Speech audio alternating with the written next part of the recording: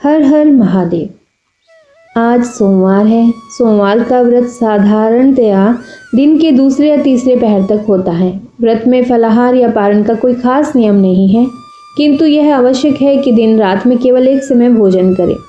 सोमवार के व्रत में शिवजी पार्वती का पूजन करना चाहिए। सोमवार के व्रत 3 प्रकार के हैं। एक तो है प्रति सोमवार, दूसरा है सौम्य प्रदोष और तीसरा है 16 सोमवार। विधि तीनों की एक जैसी है। शिव पूजन के पश्चात कथा सुननी चाहिए। सोमवार, प्रदोष व्रत, 16 सोमवार तीनों की कथा अलग अलग है, जो कि आपको इस वीडियो में सुनाएंगे। इसके अलावा हम और भी वीडियोस बनाएंगे जिसमें सोमवार व्रत के उद्यापन, मंगलवार यानी कि सभी वारों के व्रत के उद्यापन के बारे में आपको बताया जाएगा। यदि आप चैनल पर पहली बार आए हैं तो चैनल को सब्सक्राइब जरूर कर लीजिए। तो आरंभ करते हैं सोमवार व्रत की कथा। हर हर महादेव। पार्वती माता की जय, शिव भगवान की जय। एक साहूकार था। उसके घर में अन्न धन आदि किसी प्रकार की कोई कमी नहीं थी, परंतु उसके कोई पुत्र नहीं था। वह इसी चिंता में रात दिन मगन रहता और पुत्र की कामना के लिए प्रति सोमवार को चंद्रदेव के निमित्त व्रत और पूजन करता था तथा सायंकाल को शिव मंदिर में जाकर शिवजी पर दीपक जलाया करता था। उसके भक्ति भाव को देखकर एक समय पार्वती जी ने शिवजी से कहा, महाराज, यह साहूकार आपका अत्यंत भक्त है और सदैव आपका व्रत और पूजन बड़ी श्रद्धा से करता है। इसकी मनोकामना पूर्ण करनी चाहिए। शिवजी ने कहा, हे पार्वती, यह संसार कर्म क्षेत्र है।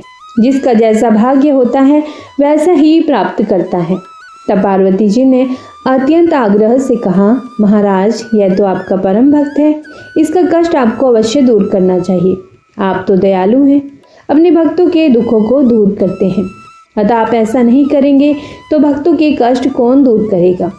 पार्वती जी का ऐसा आग्रह देखकर शिवजी महाराज कहने लगे, हे पार्वती, इसके कोई पुत्र नहीं है, इसी चिंता से यह दुखी रहता है। इसके भाग्य में पुत्र न होने पर भी मैं इसको पुत्र की प्राप्ति का वर देता हूँ, परंतु वह पुत्र केवल 12 वर्ष तक जीवित रहेगा। इसके पश्चात वह मृत्यु को प्राप्त हो जाएगा। यह सब बातें वह साहूकार भी सुन रहा था। इससे उसको ना कुछ प्रसन्नता हुई और ना ही कुछ कष्ट हुआ। वह पहले जैसा ही शिवजी महाराज का व्रत और पूजन करता रहा। कुछ काल व्यतीत हो जाने पर साहूकार की स्त्री गर्भवती हुई और 10वें महीने उसके गर्भ से अति सुंदर पुत्र की प्राप्ति हुई। साहूकार के घर में बहुत खुशी मनाई गई, परंतु साहूकार ने उसकी केवल 12 वर्ष की आयु जानकर कोई अधिक प्रसन्नता प्रकट नहीं की और ना ही किसी को यह भेद बतलाया। जब पुत्र 11 वर्ष का हो गया तो उस बालक की माता ने उसके पिता से विवाह आदि के लिए कहा, परंतु साहूकार कहने लगा कि मैं अभी इसका विवाह नहीं करूंगा और काशी जी पढ़ने के लिए भेजूंगा। फिर साहूकार ने अपने साले को बुलाकर और उसको बहुत सा धन देकर कहा, तुम इस बालक को काशी जी पढ़ने के लिए ले जाओ। रास्ते में जिस स्थान पर भी जाओ यज्ञ करते और ब्राह्मणों को भोजन कराते जाना। वे दोनों मामा भांजा जगह जगह यज्ञ कराते और ब्राह्मणों को भोजन कराते काशी जा रहे थे। रास्ते में उनको एक शहर पड़ा। उस शहर के राजा की कन्या का विवाह था। दूसरे राजा का लड़का जो विवाह कराने के लिए बारात लेकर आया था, वह एक आंख से काना था। उसके पिता को इस बात की बड़ी चिंता थी, कहीं वर को देखकर कन्या के माता पिता विवाह में किसी प्रकार की अड़चन पैदा न कर दे। जब उसने अति सुंदर सेठ के लड़के को देखा तो मन में विचार किया कि क्यों ना इस लड़के को वर के कपड़े पहनाकर घोड़ी पर चढ़ा ले जाएं। ऐसा करने से बड़ी सुंदरता से सब कार्य हो गए। वर के पिता ने सोचा, यदि विवाह कार्य भी इसी लड़के से करा दिया जाए तो क्या बुराई है। ऐसा विचार कर राजा ने लड़के और उसके मामा से कहा कि यदि आप फेरों और कन्यादान का काम करा दें तो आपकी बड़ी कृपा होगी और हम इसके बदले में आपको बहुत सा धन देंगे। उन्होंने स्वीकार कर लिया और विवाह कार्य भी बहुत अच्छी तरह से हो गया। परंतु जिस समय लड़का जाने लगा तो उसने राजकुमारी की चुंदरी के पल्ले पर लिख दिया कि तेरा विवाह मेरे साथ हुआ है, परंतु जिस राजकुमार के साथ तुमको भेजेंगे वह एक आंख से काना है। मैं तो काशी जी पढ़ने जा रहा हूँ। उस राजकुमारी ने जब चुंदरी पर ऐसा लिखा पाया तो उसने राजकुमार के साथ जाने से मना कर दिया और कहा कि यह मेरा पति नहीं है, मेरा विवाह इसके साथ नहीं हुआ है। वह तो काशी पढ़ने गया है। तब राजकुमारी के माता पिता ने कन्या को विदा नहीं किया और बारात वापस चली गई। उधर वह सेठ का लड़का और उसका मामा काशी जी पहुंच गए। वहां जाकर उन्होंने यज्ञ करना और लड़के ने पढ़ना शुरू कर दिया। और जब लड़के की आयु 12 साल की हो गई, उस दिन भी उन्होंने यज्ञ रचा रखा था। लड़के ने मामा से कहा, मामा जी आज मेरी तबीयत कुछ ठीक नहीं है। मामा ने कहा, अंदर आकर सो जाओ। लड़का अंदर जाकर सो गया और थोड़ी देर में उसके प्राण निकल गए। जब उसके मामा ने आकर देखा कि वह तो मुर्दा पड़ा है तो उसको बड़ा दुख हुआ। उसने सोचा, यदि मैं अभी रोना पीटना मचा दूंगा तो यज्ञ का कार्य अधूरा रह जाएगा। अतः उसने जल्दी से यज्ञ का कार्य समाप्त कर ब्राह्मणों को जाने के बाद रोना पीटना आरंभ कर दिया। संयोगवश उसी समय शिव पार्वती जी उधर से जा रहे थे। तब उन्होंने जोर जोर से रोने पीटने की आवाज सुनी तो पार्वती जी कहने लगी, महाराज कोई दुखिया रो रहा है, उसके कष्ट दूर करो। तब शिव जी बोले, किसकी आयु इतनी ही थी सो भोग चुका। पार्वती जी ने कहा, महाराज कृपा करके इस बालक को और आयु दो, नहीं तो इसके माता पिता तड़प तड़प कर मर जाएंगे। पार्वती जी के इस प्रकार से बार बार आग्रह करने पर शिवजी ने उसको वरदान दिया और शिवजी महाराज की कृपा से लड़का जीवित हो गया। पढ़ाई पूरी हो जाने पर लड़का और उसके मामा उसी प्रकार यज्ञ करते हुए अपने घर की ओर चल पड़े। रास्ते में उसी शहर में आए जहां विवाह हुआ था। वहां पर आकर उन्होंने यज्ञ आरंभ किया। लड़के के ससुर ने उसे पहचान लिया और अपने महल में ले जाकर बड़ी खातिर की। साथ ही बहुत सा दान दहेज और दास दासियों के सहित आदर पूर्वक लड़की और जमाई को विदा किया। जब वह अपने शहर के निकट आए तो मामा ने कहा कि मैं पहले तुम्हारे घर जाकर सबको खबर कराता हूँ। उस समय लड़के के माता पिता अपने घर की छत पर बैठे हुए थे। उन्होंने यह प्रण कर रखा था कि यदि हमारा पुत्र सकुशल घर वापस आ जाएगा तो राजी खुशी नीचे उतर कर आ जाएंगे, नहीं तो छत से गिरकर अपने प्राण दे देंगे। इतने में लड़के के मामा ने आकर यह समाचार दिया कि आपका पुत्र आ गया है, परंतु उनको विश्वास नहीं आया। तब उसके मामा ने शपथ पूर्वक कहा कि आपका पुत्र अपनी स्त्री के साथ बहुत सारा धन लेकर आया है।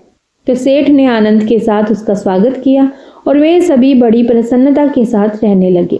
अतः जो कोई व्यक्ति सोमवार का व्रत रखकर इस कथा को पढ़ता सुनता है, उसके भी सब दुख दूर होकर उसकी समस्त मनोवांछित कामनाएं पूर्ण होती हैं। हर हर महादेव। पार्वती माता की जय। शिव भगवान की जय।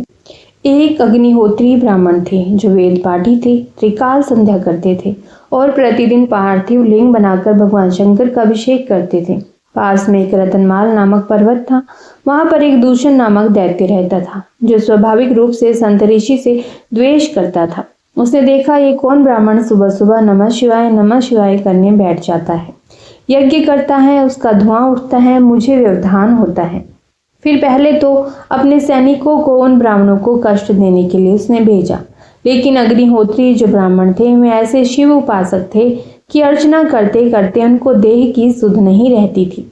जब कोई दैत्य उन ब्राह्मण को सताने जाता था तब ही भोलेनाथ का त्रिशूल उन ब्राह्मण की परिक्रमा करता रहता, जिससे कोई उनको विघ्न नहीं पहुंचा पाया। आखिर में वो दूषण दैत्य जो महान बलशाली था अपनी पूरी शक्ति के साथ उन अग्निहोत्री ब्राह्मण को मारने के लिए टूट पड़ा, लेकिन वो ब्राह्मण तो शिव की ध्यान सेवा में लगे थे, उनको होश नहीं थे। जैसे ही दैत्य ब्राह्मण को मारने टूट पड़ा, उन ब्राह्मण के पार्थिव शिवलिंग से साक्षात महाकाल प्रकट हो गए और जैसे ही महादेव महाकाल ने हुंकार भरी, उस दैत्य की मृत्यु महाकाल के एक ओंकार से हो गई। ऐसे महाकाल प्रकट हो गए और जैसे उन अग्निहोत्री ब्राह्मण महाकाल के साक्षात स्वरूप को देखा तो भोलेनाथ के चरण पकड़ लिए और कहने लगे, हे नाथ, यह दैत्य तो मेरे लिए बहुत परमकारी और परोपकारी हो गया।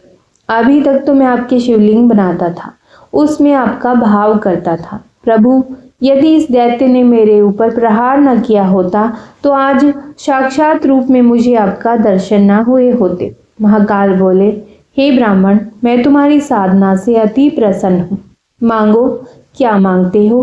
तब ब्राह्मण कहते हैं, हे भोलेनाथ, आप आते हुए तो अच्छे लगते हो, जाते हुए अच्छे नहीं लगते, तो बस इस स्वरूप से यही विराजमान रहो। हो सकता है मेरे बाद आपका कोई इतना कठिन जब तब कर पाए या ना कर पाए। हे प्रभु, आप यहाँ स्थापित हो जाओ और जो आपका दर्शन करे उसके जीवन के काल के भय को दूर करके उसे निर्भय कर दीजिए। तब महादेव कहते हैं, अब मैं यहाँ विराजमान रहूंगा और मेरे इस स्वरूप का नाम होगा महाकाल। फिर तभी से महाकाल उज्जैन में विराजमान हो गए। फिर कुछ साल बाद वहाँ एक चंद्रसेन नामक राजा हुए। वो भी महाकाल की सेवा पूजा करते थे। वहीं पर एक श्रीकर नाम का गोप बालक था। उस समय तक मंदिर का निर्माण नहीं हुआ था। वहीं से श्रीकर अपनी मैया के साथ निकलता हुआ जा रहा था। बालक ने देखा राजा पूजा अर्चना कर रहा है। बालक ने अपनी मैया से कहा, मैं भी भगवान की पूजा अर्चना करूंगा। माँ ने कहा, बावरे, यह राजा का मंदिर है, वहाँ सब लोग नहीं जा सकते, चलो यहाँ से। लेकिन वो बच्चा हट करता रहा, नहीं, मैं भी शंकर जी की पूजा करूंगा। तब माँ ने कहा, बेटा वो राजा का मंदिर है। बालक बोला, तो मैं अपना एक अलग शिव मंदिर बनाऊंगा। बालक ने पास में क्षिप्रा नदी से गोल गोल पत्थर उठा लिया, शिवलिंग के जैसा, और घर पर बैठकर उसी पत्थर रूपी शिवलिंग की पूजा करने लगा। पूरी लगन के साथ तन्मय होकर शिवलिंग का अभिषेक करता, जल चढ़ाता, बेलपत्र चढ़ाता। लेकिन दूसरी ओर माँ बहुत दुखी हो गई और सोचने लगी, यह कुछ काम धाम नहीं करता, बस उस पत्थर की पूजा में लगा रहता है। तब उस बालक की माँ ने उस पत्थर को उठाकर क्षिप्रा नदी में फेंक दिया। चल हट, रात दिन इसी में लगा रहता है। जैसे ही उसकी माँ शिला को फेंका तो नदी में से तो वह बालक व्याकुल होकर चीख चीख कर रोने लगा, मेरे भोलेनाथ, मेरे भोलेनाथ, मेरे भोलेनाथ। वो बालक क्षिप्रा नदी में कूदकर प्राण त्याग देता तो वो बालक भागता रहा, मेरे भोलेनाथ, मेरे भोलेनाथ कहता हुआ यहीं से कूद जाना चाहता था नदी में। लेकिन उसी समय उन महाकाल के शिवलिंग से पुनः महाकाल प्रकट हो गए और उस भागते डूबते जा रहे बच्चे को बचा लिया। राजा देखता रह गया। भगवान ने राजा से कहा, मैं महाकाल हूँ, अग्निहोत्री ब्राह्मण के लिए प्रकट हुआ था। अब यह मंदिर केवल राजा का नहीं, सार्वजनिक होगा। सब लोग यहाँ आकर पूजा सेवा कर सकते हैं, दर्शन कर सकते हैं। तो बोलिए ओम नमः शिवाय।